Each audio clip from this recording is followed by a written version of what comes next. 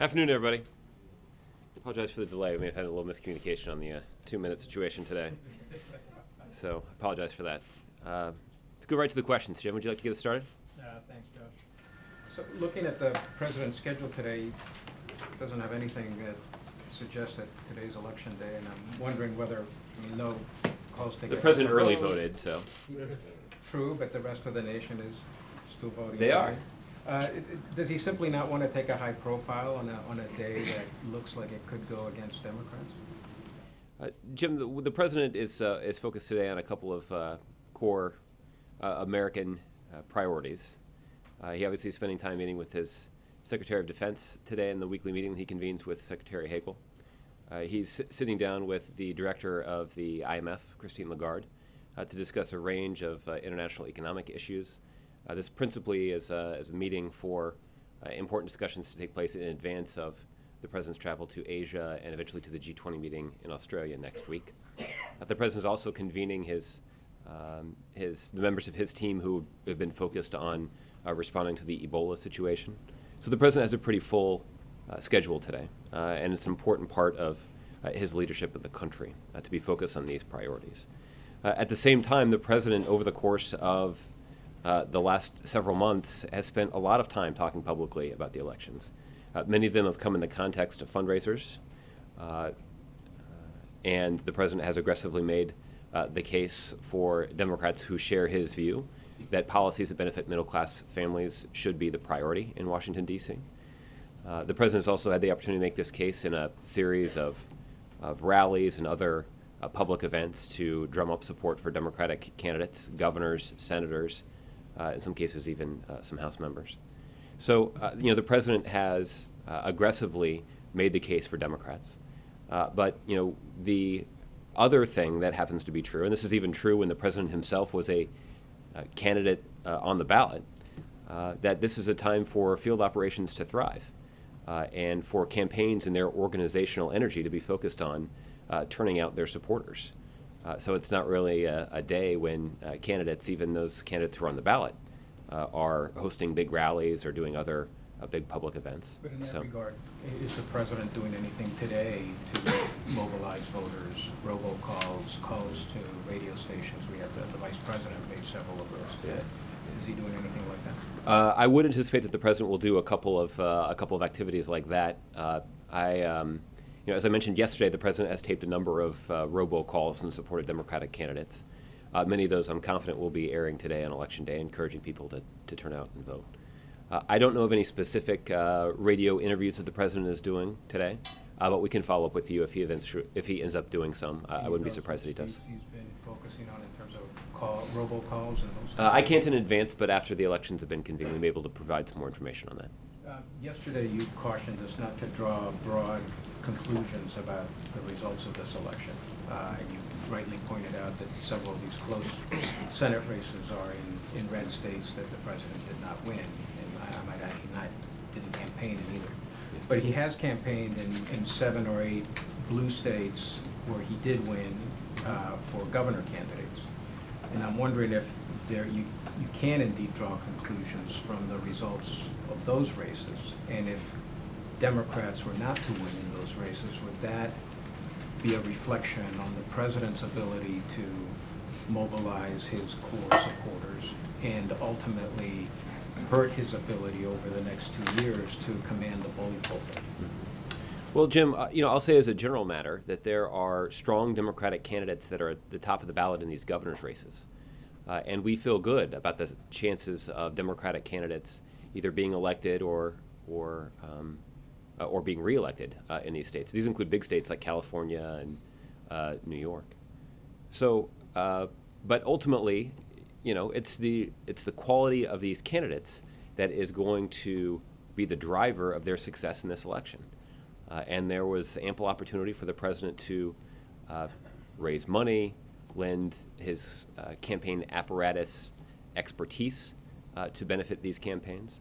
The president also had the opportunity to actually do some campaigning with some of these gubernatorial candidates as well. So the president was looking to be supportive of these Democratic candidates for governor, but ultimately it's these governors or these candidates whose record is on the ballot, and the president's interested in being supportive of them.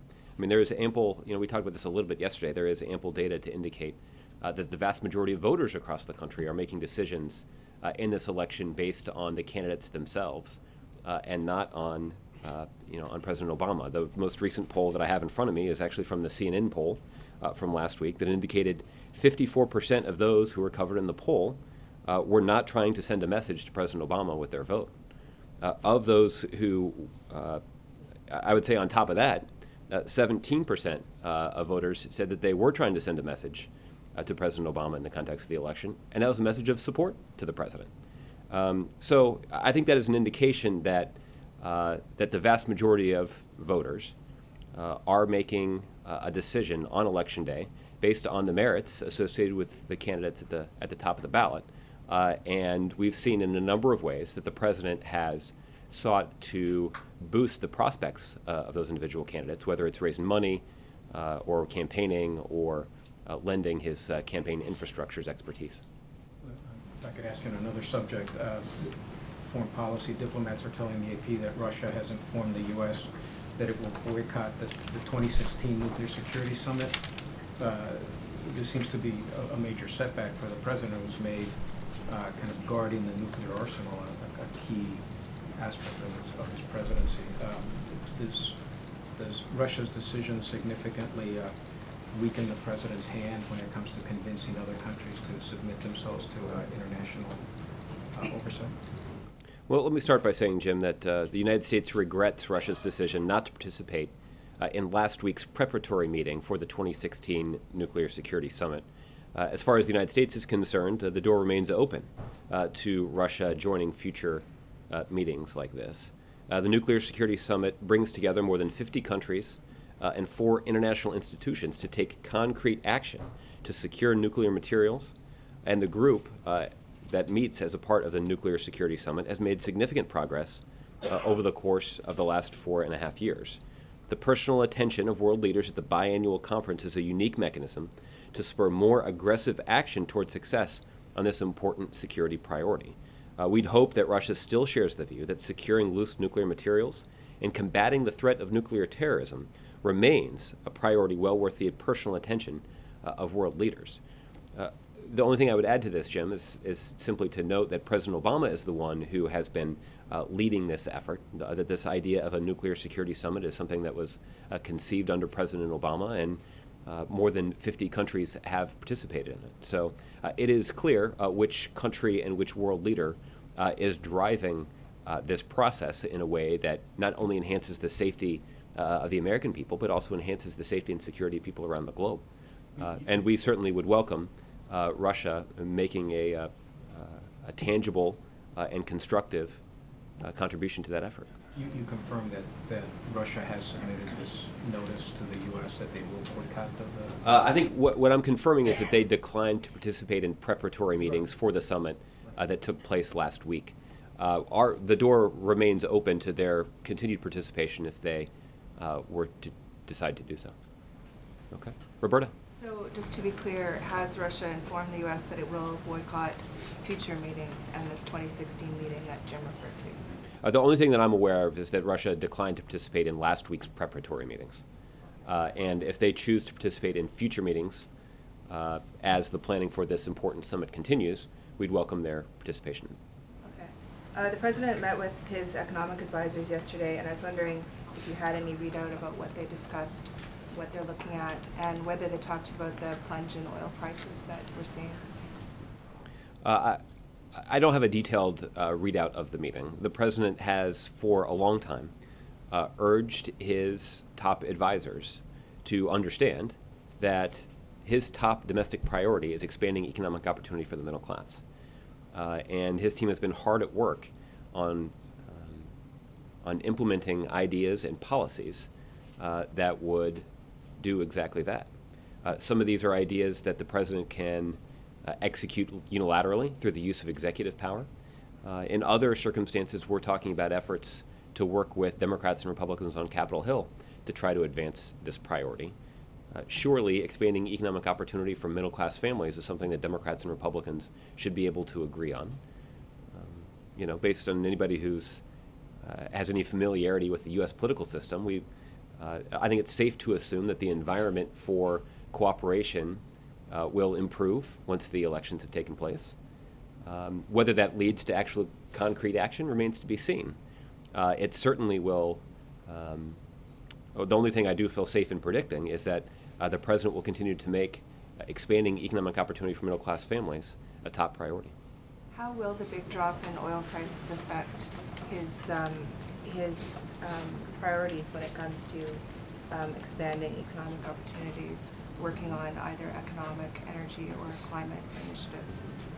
Well, I'll say a couple of things about that. I do think that there are many families across the country that feel like they benefit from the fall at the pump, the falling prices at the pump that they see. And a lot of that is a testament to the kind of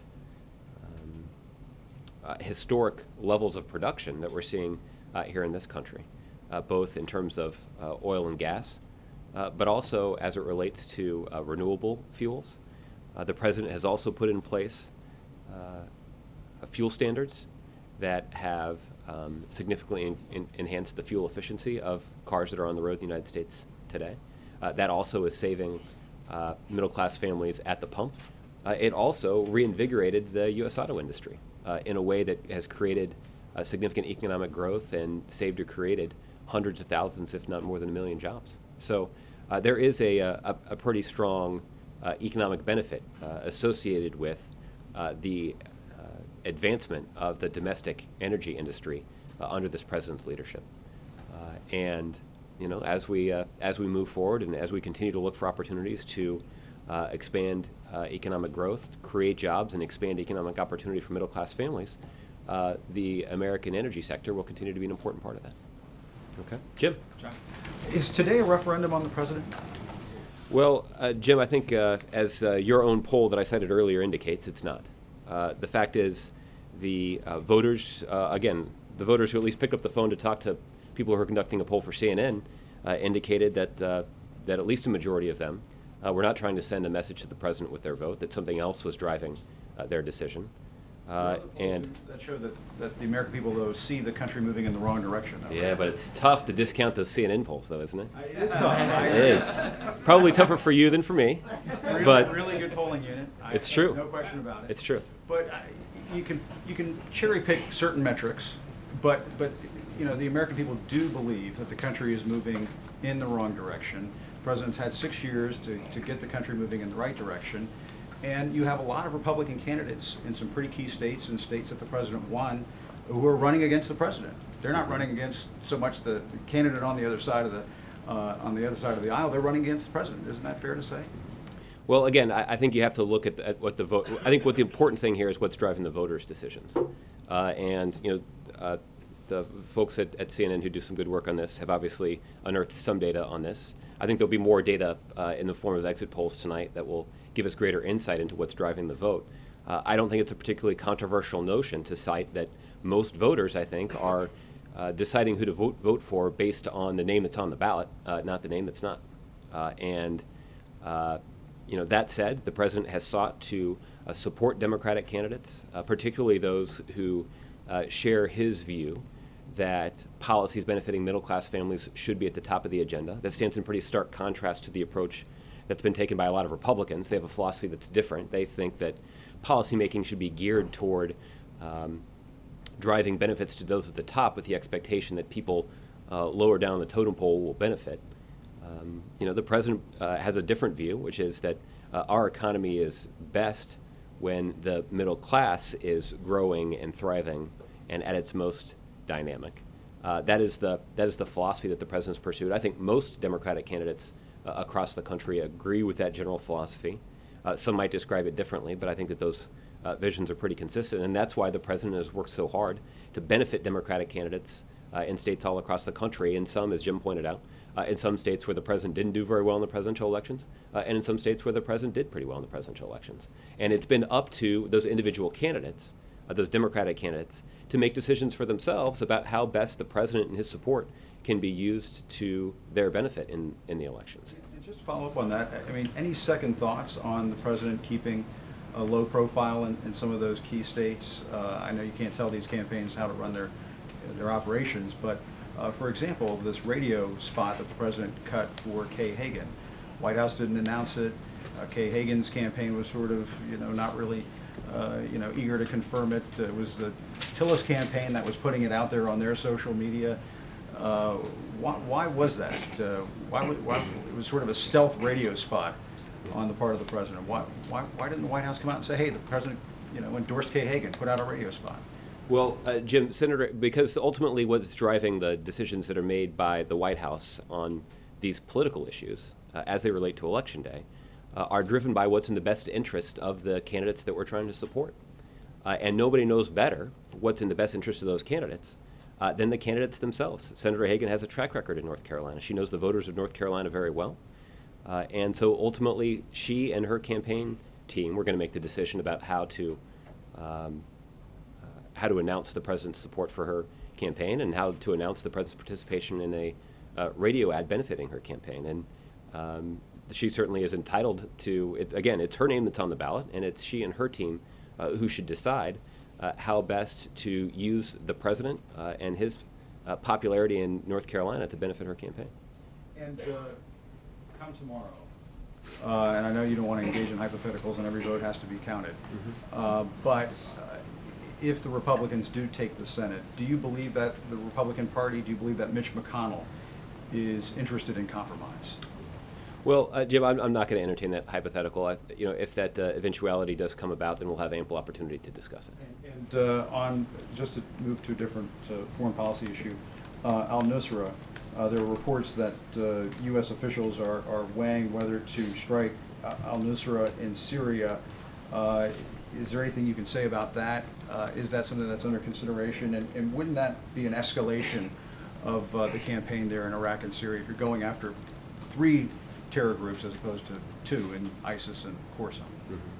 I've seen those reports, Jim, and I don't have a whole lot to say about future military planning that may or may not be underway by the United States and our coalition partners.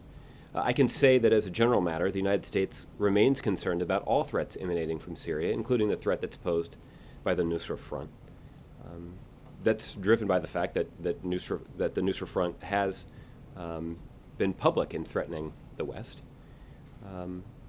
What we will continue to do here in the United States is to work closely with our coalition partners to take strikes in Syria that are focused principally on denying a safe haven to those extremists and organizations that are seeking to do harm to the United States of America or our allies. And that's been the element of our strategy that has been front and center. That is the strategy that has attracted the strong support of more than 60 nations around the globe.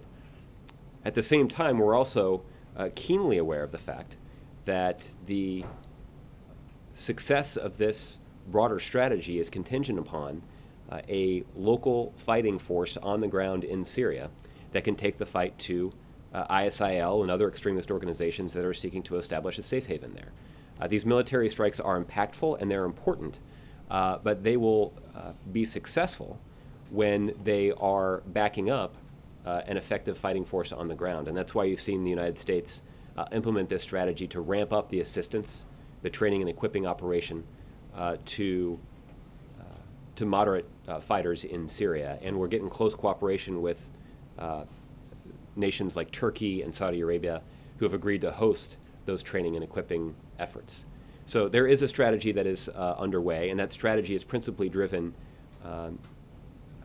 or is principally focused on denying a safe haven to extremist organizations who might have designs on attacking the West. Just very quickly, immigration executive action, do you think we'll see that before the president leaves for Asia? I think you'll see an announcement from the White House before the end of the year, but I don't have any update in terms of timing for you on that. Okay, Jim.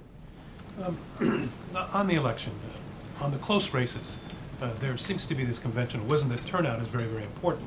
Do you believe this, while the White House has said, well, you've said here, that it's up to the candidates to decide, do the political people in the White House believe that some candidates are missing the boat by not using the President of the United States to help with turnout, to energize voters to get to the polls? Jim, what I can tell you is that all of the President's political advisors and the President himself believes as somebody who has run both statewide and national campaigns, that it's the candidates themselves who should get to determine the strategy. You get to have an opinion.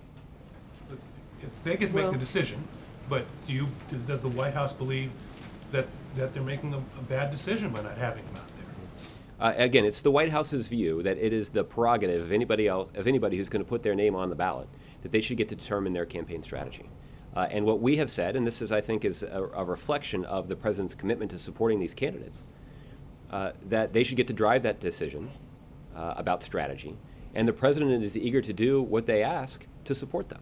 And in fact, the executive director of the Democratic Senatorial Campaign Committee has recently said that the president did every single thing that Senate Democrats have asked him to do to support their campaigns. So I think that's indicative of the president's commitment to supporting Democrats in the United States Senate. And ultimately, the only way you test this really, Jim, is to evaluate the outcome on Election Day, and those votes are being cast right now. And at that point, we'll have an opportunity to evaluate the success of any individual candidate strategy. Away from politics for a moment, on the issue of Cuba, more and more it does appear as though the United States is out alone on Cuba. In the past, the president himself has in fact backed, before he was president, dropping the embargo against Cuba. And recently there have been editorials in the New York Times about cooperation with Cuba.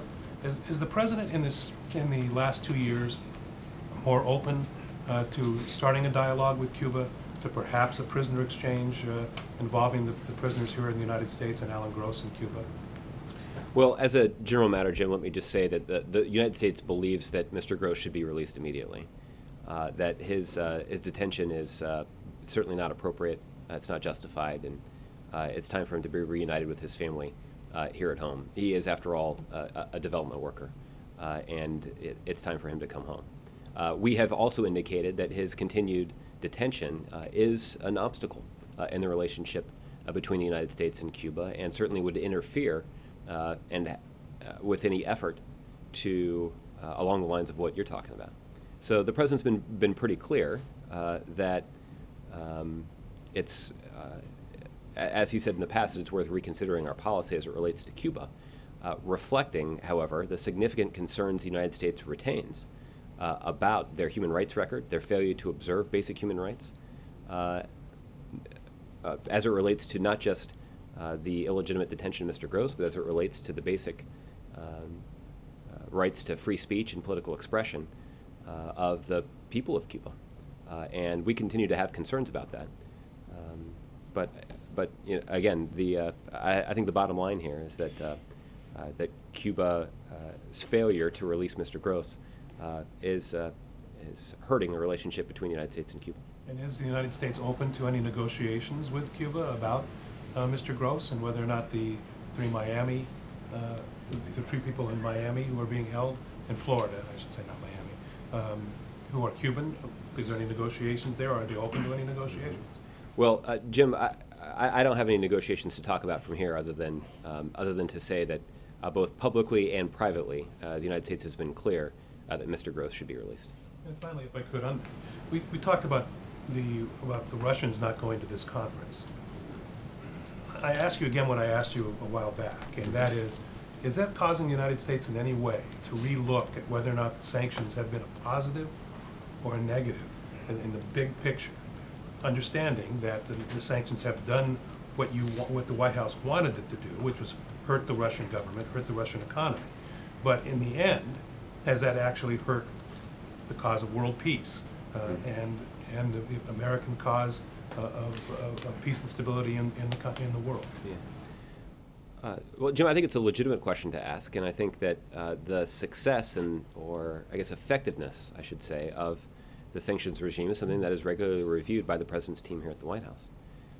I think it's pretty clear, however, that the negative impact on global security and well-being is most significant when it comes to the destabilizing actions that Russia has taken in Ukraine.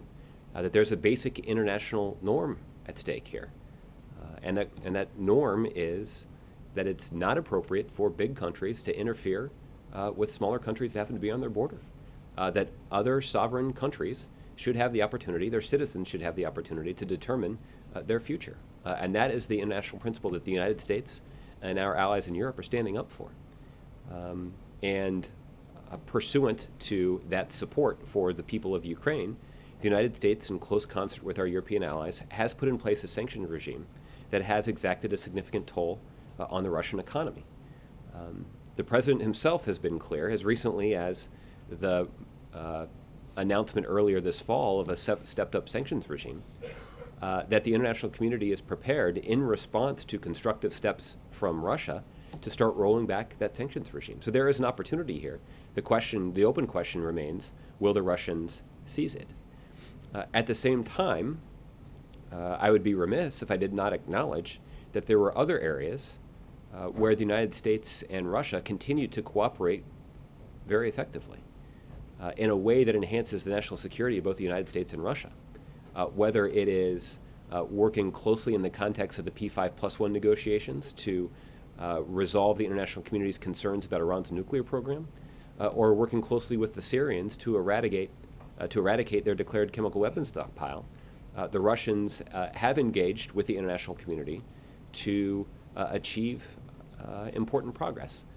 Now, as it relates to the Iran negotiations, obviously there's a lot more work to be done. But so far, we have seen the Russians play a constructive role in those talks, and there's no doubt that the talks have benefited from constructive Russian involvement. As I discussed a little bit yesterday, this also relates to the space program, that the United States and Russia continue to work very closely to support the International Space Station. Recently there was a U.S. astronaut that was transported to the International Space Station via a Russian rocket that was launched in Russia.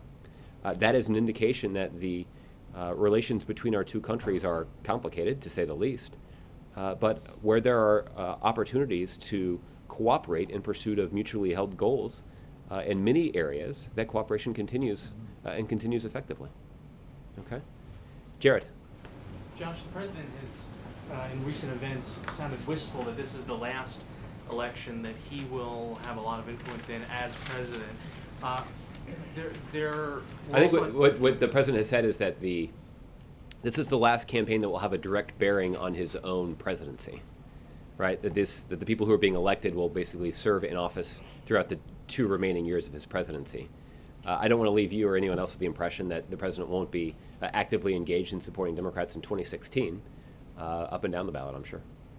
And since it reflects him and it reflects the work that he's chosen to do, and since this will be the most expensive midterm we've ever seen, what has the president done to limit, in the 6 years that he's been in office, the power of money in elections? Because we've heard him talk about the outsized influence that millionaires and billionaires have, but we haven't seen policies from the administration that would limit their ability to use that influence. Well, Jared, I think the best example that I can cite off the top of my head is the administration's strong support for the Disclose Act. This is a proposal that was put forward by Democrats in Congress to increase transparency and to try to make sure that we are not drowning out the voices of average Americans in our political process. That is a piece of legislation that the president strongly supported. He's worked closely with Democrats in both the House and the Senate to try to advance that legislation. But it's not surprising that Republicans, who are the chief benefactors of special interest money, are the ones who are blocking legislation that would reduce the influence of special interest money. So I think everybody knows what's going on here.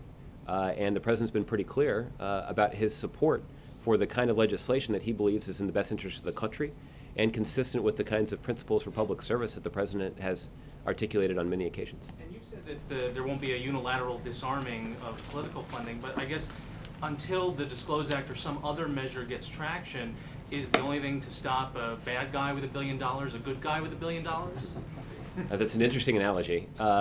I think that the president's preference would be that that the best way to ensure that the voices of average Americans are not drowned out in the political process is to have greater transparency and to have limits on some political activities. Does the president think that he'll get the opportunity to do that in whatever Congress comes in the next session?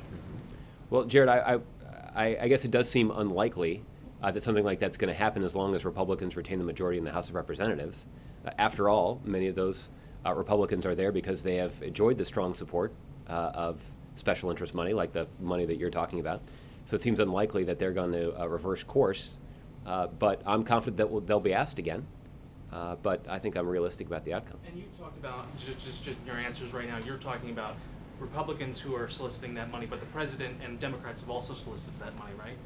I think what I'm talking about are Republicans in Congress who have benefited significantly from special interest money that's unregulated, that's undisclosed, and they have benefited from the system given the rules that are currently in place.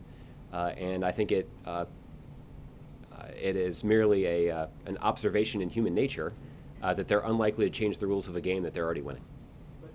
I'm sorry, Right? but everyone's And at the trough, right? Is that controversial? No, I'm just. But you seem to want to make it about one party that's benefiting. That's right, Jared, because there is one party who is supporting legislation to curtail the influence of unregulated special interest money, and one party who is actively blocking that legislation, right? So I think it's pretty clear to see who's on which side. Justin. I wanted to ask you about comments the Vice President made in a CNN interview that aired yesterday, and he was asked about the flap last month with Turkey, and he pretty emphatically said that he did not apologize twice to the Turkish president, which seems to directly contradict what you said at the time. So I'm wondering, did the Vice President apologize? And if so, where's the confusion stemming from here? Yeah. Jared, I think the difference is, this might be a matter of semantics. I'm not in a position to, I obviously didn't listen in on the phone call between the Vice President and President Erdogan. But there's a statement that was put out from the Vice President's office that reflected what I had related as well. So, That he had apologized. well, that's what the statement from his office certainly indicated that. I think the point that the Vice President was making is that the message that he was trying to deliver specifically to President Erdogan related to his regret about the way that his comments were interpreted. And he wanted to make sure that he was clarifying exactly what he had said, or at least what he had meant when he spoke to President Erdogan. And he believed, given the strength of his personal relationship with President Erdogan, that required a personal phone call. That was the appropriate thing for him to do, and that's what he did. Are you worried that him saying that he didn't apologize could create a diplomatic flap? It's certainly already garnered a lot of media attention in Turkey, and this is obviously an important alliance that's has a lot of ramifications, especially for ISIS. Yeah, there's no question that the relationship between the United States and Turkey is an important one. There have been some steps that the Turks have taken in recent weeks that have been very beneficial to the international coalition against ISIL that the United States is leading. One of the reasons that the United States of America has such a strong relationship with Turkey is because you have somebody like Vice President Biden who has decades of experience in working with the leaders of that country to strengthen the relationship between the United States and Turkey. So I'm confident that any sort of confusion that may have been created by the Vice President's original comments were subsequently cleared up in the phone call that he placed to President Erdogan a couple of days later. And one last one on the Vice President. In a radio interview earlier this morning, he predicted that Democrats would end up with around 52 seats. Is that kind of the working number that you guys are going with? Is that victory or success for you guys tonight? I don't think it's a surprise to anybody that the Vice President is braver than I am. And he's more willing to hazard a guess about that. It probably is rooted in his superior knowledge of American politics. This is somebody who has spent a lot of time over the last several months working aggressively to campaign in support of Democratic candidates. So I certainly would put a lot of stock in his own analysis of this situation. But the great thing about the election day finally being here is that we'll know the results of these elections very shortly. Just to ask it slightly differently, what is success tonight? Is it holding the Senate? Is that what you guys are hoping for? Well, let me step back and say one thing about this. That over the course of the next 24, 48, or maybe even 72 hours, many of you will be spending a lot of time talking about and interpreting whether or not the elections were good for Democrats or good for Republicans. Were they bad for the president, or were they bad for Speaker Boehner? I think the one thing that we can agree on at this point is that the fact that we're having Election Day today is good for the country.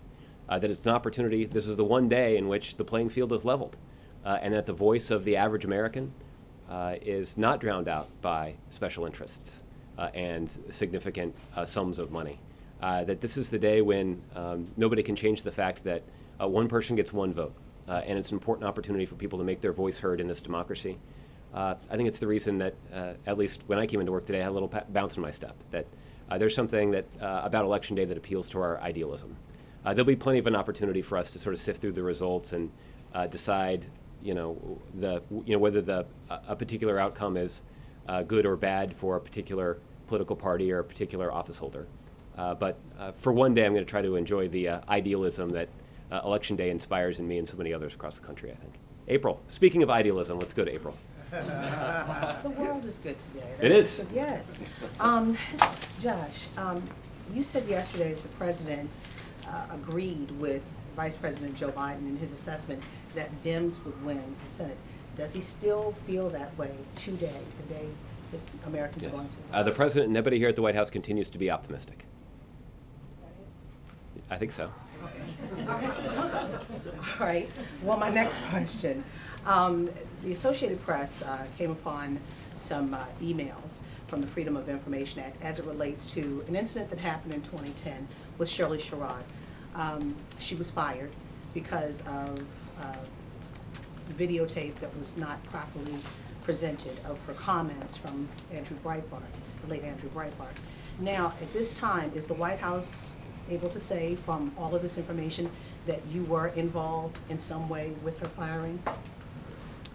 The decision to ask for Ms. Sherrod's resignation was made by the Department of Agriculture, and then the White House was informed of that decision.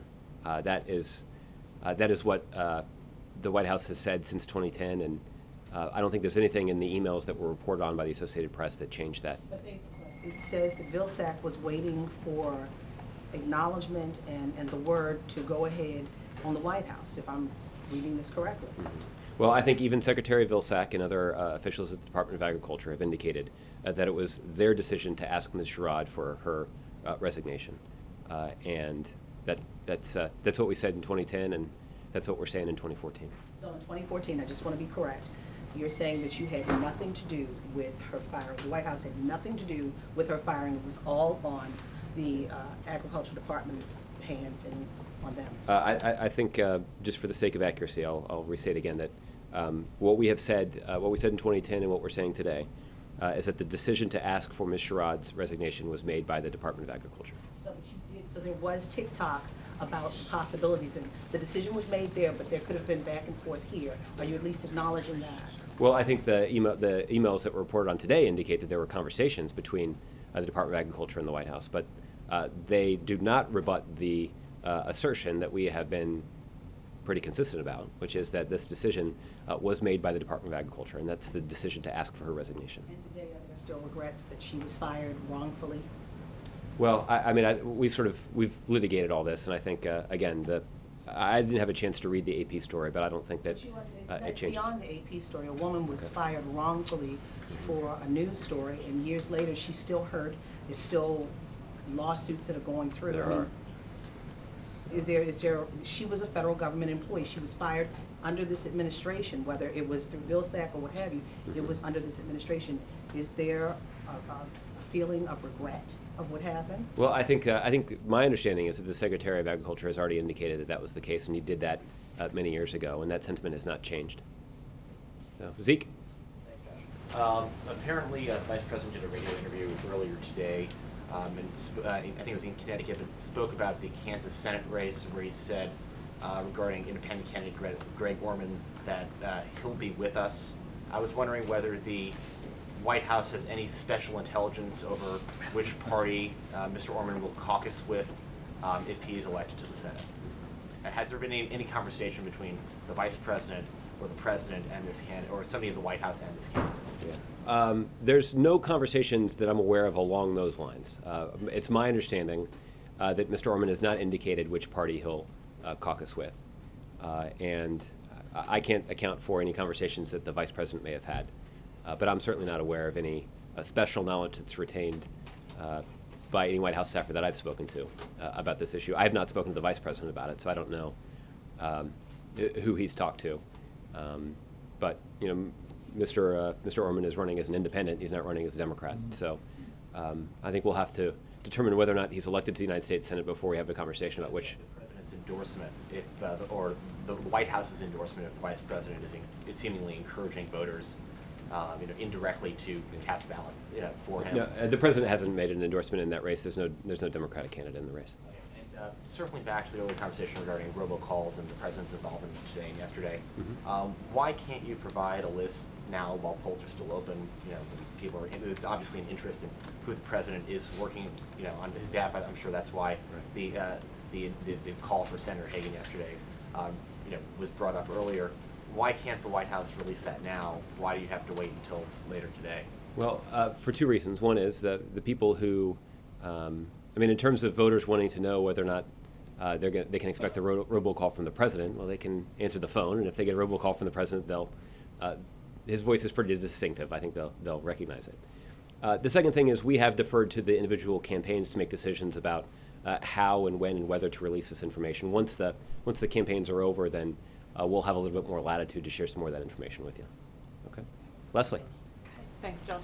I know the DOJ has dispatched election monitors to several states to do monitoring and evaluation of how it's going. And I wanted to see, is the White House concerned or worried at all about any of the new election rules and laws and whether they'll have a negative effect on turnout? Well, I think that remains to be seen. We have expressed our concerns in the past about the important role that the Voting Rights Act played in guaranteeing the right of eligible citizens to cast a ballot. I can tell you that the Attorney General has announced that the Civil Rights Division at the Department of Justice will send federal monitors to polling places in 18 states across the country. These monitors will be on the ground gathering information on numerous aspects of local election procedures, including questions related to whether or not the voters were treated differently based on their race or their color, whether jurisdictions are adequately serving the rights of individuals with disabilities, and whether jurisdictions are complying with requirements to provide bilingual election materials and assistance in areas of need. So there are some areas that the election monitors are focusing on, but it is all motivated to this idea that every eligible American citizen should be able to cast a ballot if they choose to do so today. And that is a principle, I think, again, Election Day tends to be a unifying day, and I think this is the kind of principle that Democrats, Independents, and Republicans can all agree on. Okay. Bill. Whether your optimism and the president's and vice president's about control of the Senate is warranted or not, the fact is that whichever way it goes, the gridlock which exists today is likely to persist. So can you tell us what this administration really hopes to accomplish in the last 2 years? Well, Bill, as I pointed out earlier, I would anticipate that we'll have more extensive conversations about this topic after the election results are in. But as a general matter, I think that the president has been clear about a few things. The first is that he is bound and determined to do everything that he can using his power in the executive branch to make progress on behalf of middle-class families in this country. And the president, regardless of the outcome of the election, will continue to act aggressively to use his executive authority to help middle-class families. What specific? Well, the best example of something like this would be on immigration reform, that Republicans have not demonstrated at this point any willingness to consider the bipartisan proposal that passed through the Senate. So the president's indicated that before the end of the year, he's prepared to use his executive authority to try to fix those elements of the immigration system that he can fix using his executive authority. So you can anticipate an announcement on that before the end of the year. So regardless of the outcome over the course of the next 2 years, the president will look for ways to use his executive authority to benefit middle-class families. The second thing is the president's going to continue to look for partners on Capitol Hill, Democrats or Republicans, who are willing to work with him on policies that benefit middle-class families. I keep saying that because that is the item that's at the top of the president's agenda, and the president's going to leave no stone unturned in his effort to try to make progress on some of these issues. There might be opportunities for Democrats and Republicans to agree on an issue like early childhood education. There are a lot of Republicans at the state level that have supported investments in early childhood education programs. These kinds of high-quality programs have proven to be a very good investment because successful completion of a high-quality early childhood education program is closely correlated with things like higher graduation rates, higher literacy rates, and lower teen pregnancy rates, lower incarceration rates. So the bang for the buck in terms of an investment in early childhood education programs is pretty good, particularly when you're evaluating its impact on middle-class families. What So, other programs would you seek bipartisan agreement on? well, I think all of them, because if anything is going to move through Congress, it's going to require bipartisan agreement. What are the priorities? Well, I think the priority is as I've generally stated, is expanding economic opportunity for middle-class families. That is the priority. And whether it's, That's not a program. well, you know, I can't sort of like run through the list of programs here, but we'll eventually have an opportunity to talk about this in the months ahead. But one area where it seems like we should be able to find bipartisan agreement would be investments in early childhood education. We've talked quite a bit about infrastructure over the last several months. That would be another opportunity for Democrats and Republicans to agree on a program that would create jobs in the short term and strengthen our economy over the long term. The other thing so that's the second category. We'll look for opportunities to work with Democrats or Republicans to advance policies like this through the Congress. The third thing that the President and his administration will be focusing on over the next couple of years will be on implementing so many of the important achievements that have been passed or carried out by the President using his executive authority over the last 6 years. So we need to continue to be focused on implementing the Affordable Care Act. The next enrollment period is coming up in just a couple of weeks, and that obviously has attracted the attention of a lot of officials over at HHS. And so that's one area of implementation where the President's focused. The President met just yesterday with the Chairman of the Federal Reserve, Janet Yellen. She, along with a whole other set of independent financial regulators, are focused on putting in place regulations under the Wall Street reform legislation that was passed in 2010. That will continue to be a close focus of the administration to make sure that that our financial system remains in check in a way that protects the interests of middle-class families. And when the President does make an announcement related to immigration reform, there will be a whole set of implementation issues around that as well. So that will take up a lot of time and attention, making sure that the achievements that have already been achieved are successfully implemented. The other thing that I think that you can also expect to hear the President talk a lot about over the remaining 2 years that he has in office are some issues that maybe even like campaign finance reform that Jared was talking about earlier, are the kinds of issues that the President believes strongly in that House Republicans have demonstrated that they're clearly opposed to. That means that the likelihood of passing the Disclose Act, for example, is rather remote.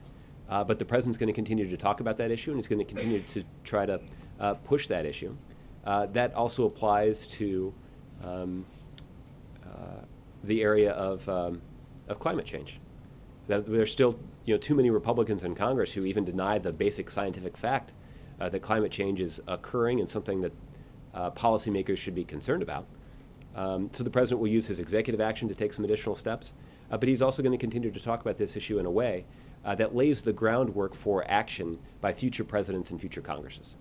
Again, that's sort of maybe it was a little long-winded, but it gives you a pretty good idea of how this President and this White House are looking at the important 2 years that lie ahead for this country. Wendell. Over the past 2 days, I've gotten robocalls from the President, the Vice President, and First Lady, and I did recognize all their voices. For Anthony Brown, I live in Maryland.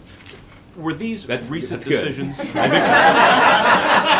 If you told me you lived in Virginia, I would be very concerned right now. So I buried the lead. Maybe I would not be quite as optimistic about our prospects in the election. That were the case. Were these recent decisions? Were what recent decisions? To make the robocalls. Did the campaign come to you fairly recently, or is this something that's been planned for quite a while? It's my understanding the President's general participation in these kinds of get-out-the-vote activities is something that's been on the books for quite a while. As it relates to support for Mr. Brown's campaign, obviously the President appeared with him publicly a couple of weeks ago. Right. So the President's support and engagement in his campaign is something that we've been talking about at least for a couple of weeks. We had a robocall go out today or yesterday for Kay Hagan. Mm-hmm. Also a recent decision because she has been a bit standoffish. Yeah. to say the least. Well, I don't know when these individual decisions were made in terms of when specific requests from campaigns came in. So it's hard for me to evaluate that. The president, on a number of occasions, has made it clear that he supports Senator Hagan's campain. But in terms of see if there's been a kind of a decision recently that maybe running from the president was not such a good idea. Again, I think that's probably something that you can best determine by talking to the individual campaigns themselves. It's my understanding that the president's commitment to engage in get out the vote activities like taping robocalls is something that has been planned for quite some time. You talk about some of the issues the president will pursue by executive order if he has to over the next couple of years. In 2016, the electoral map favors Democrats much more than it does today. Mm-hmm. Can we assume the president will take that into consideration and that these suggestions that he may be more willing to compromise over the next couple of years might be a bit premature? Well, I think that's an interesting question. The president, I think, has been and displayed a willingness to compromise with Republicans in support or in pursuit of the kinds of goals that the president has identified. So I think the president stands ready, regardless of what the map looks like in 2016, to work with Republicans to make progress for middle-class families. So the president's not going to let politics get in the way. There is the supposition that if the Senate falls to the Republicans will then present, will vote on several dozen bills that have passed the House that were rejected by the administration. Harry Reid refused to bring up. How's the president likely to deal with that? Well, I think what the president will do is he'll evaluate each of those pieces of legislation based on the criteria that he's laid out in terms of what impact they would have on middle-class families. His OMB folks have basically rejected all of them. Mm-hmm. Recommended vetoes for all of them. Well, it's certainly not surprising that House Republicans have amassed a pretty strong track record of legislation that's not in the best interest of middle-class families, and that's something I think that's been discussed on the campaign trail quite a bit. So I don't think it's a surprise that the president is opposed to those bills for that reason. So we're going to see some vetoes? Well, it depends on what the Senate and House decide to pass, which I think will be contingent at least a little bit on the outcome of the elections. So, Roger? So, Roger, before I get to your question, I understand that you had a personnel announcement that you made earlier this week. So let me just congratulate you on your announcement and on your retirement. Oil prices are they're the lowest in about 3 years right now. The Strategic Petroleum Reserve has 691 million barrels in it. Its capacity is 727. Is it a good time to fill it? Roger, just as a general matter, I can tell you that the administration, and particularly the experts in the administration, are closely and continuously monitoring the global oil supply and demand situation. Any sort of announcements about the Strategic Petroleum Reserve would not be made by me here at the podium, but would rather come from the agency that's responsible for maintaining it.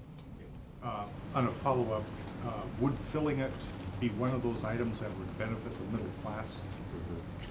Mm-hmm. What I think I would say is that those are decisions related to the Strategic Petroleum Reserve are made by, I believe, by the Department of Energy. And so they are the ones who are in the best position to evaluate what sort of impact that would have on the broader market. Well, certainly the White House is regularly briefed on and even directly monitoring the global oil supply and its impact on demand.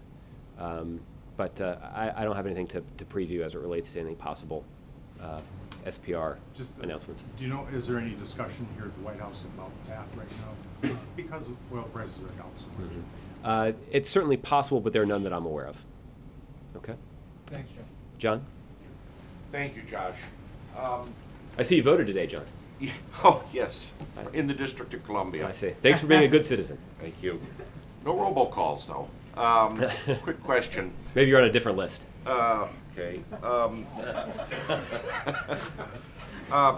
Talking about legislation that the White House and a Republican-controlled Congress, if that's the case, can agree on, several Republican members are saying they're looking for bipartisan measures that perhaps will go to the president's desk with support from both parties and he could sign. And what comes up are Congressman McCarthy's recent memo to members about government reform and making the process work, as well as repeal of the tax on medical devices, or the Upton Act, which passed last year with 39 Democratic votes and allows people who are happy with their health care to keep it and not have it canceled. Are any of these things the President would consider signing if they passed with bipartisan support? Well, we'll have to see. The Senate will obviously have to act on those pieces of legislation if they choose to do so. I can tell you, just as a general matter, that the President does stand ready to work with Democrats and Republicans who are interested in advancing policies that would benefit middle-class families. So I haven't studied each of the specific proposals that are mentioned by Mr. McCarthy in his memo, but I can assure you that if they start to, if they've passed the House and start to move in the Senate, that they will get close examination from the White House. And the one thing I can tell you, again, regardless of the outcome of the elections, is the President will stand ready to work with Democrats or Republicans, whether they're in the majority or the minority, to try to advance the prospects of middle-class families in this country. Okay. And one other thing. Yes, sir. Burkina Faso, is the administration going to look at it in the way that it did Honduras some years ago when the Micheletti government came in and cut some aid, or will they continue relations with Lieutenant Colonel Zita in the same way they did with Mr. Sisi before he was elected? John, let me just say as a general, I don't know that I can compare it necessarily to the Honduras situation that you laid out, but I think I can say more broadly that the United States remains concerned about the unfolding events in Burkina Faso, and we offer condolences to the families of those who've been killed and injured there recently. We call on all parties to avoid further violence and work together toward a peaceful transition of power. The United States condemns the military's attempt to impose its will on the people of Burkina Faso, and we call on the military to immediately transfer power to civilian authorities. We're encouraged by reports that the military will cede power to a transitional government. We are further encouraged by calls by the African Union for a return to civilian authority in no more than 2 weeks. And the African Union stated intent to impose consequences if such actions are not taken. For that reason, we welcome the African Union's appointment of a special envoy for Burkina Faso. We urge that this process should occur under civilian leadership that is guided by the spirit of the Constitution, so that Burkina Faso can move immediately toward free and fair presidential elections. Okay, Julie, I'll give you actually I'll come back to Chris, so Julie and then Chris. Given that you've said and the President said last week or suggested that these midterms are going to have a concrete effect on the last 2 years of his presidency, didn't it behoove him to use his own political judgment, regardless of what others were saying? It worked pretty well for him in 2 presidential campaigns about where to get involved and how to get involved, and just separately, on the last 2 years, is he concerned that it's going to be more difficult for him to govern and to accomplish some of these aims you've been talking about if Republicans take the Senate? Well, I'll say a couple of things. There's a lot in there. I think the first is I think it is too early to evaluate the strategy that was employed by individual candidates. Again, it's not even that the votes are being counted yet; they're still being cast. So I'll reserve judgment, and I would. Others may not.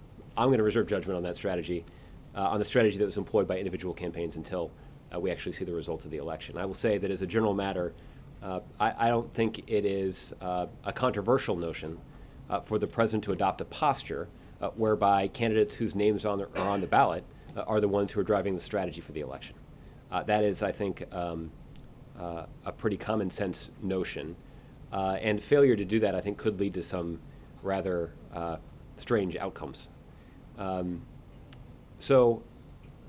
That said, the administration and the president have worked closely with the Democratic campaign committees and the individual campaigns to do everything possible to, or at least everything that these candidates believed was in their best interest, to advance their candidacies.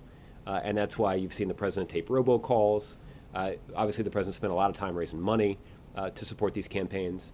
The president's also appeared at some rallies for gubernatorial and Senate candidates to try to boost their candidacies and turn out voters.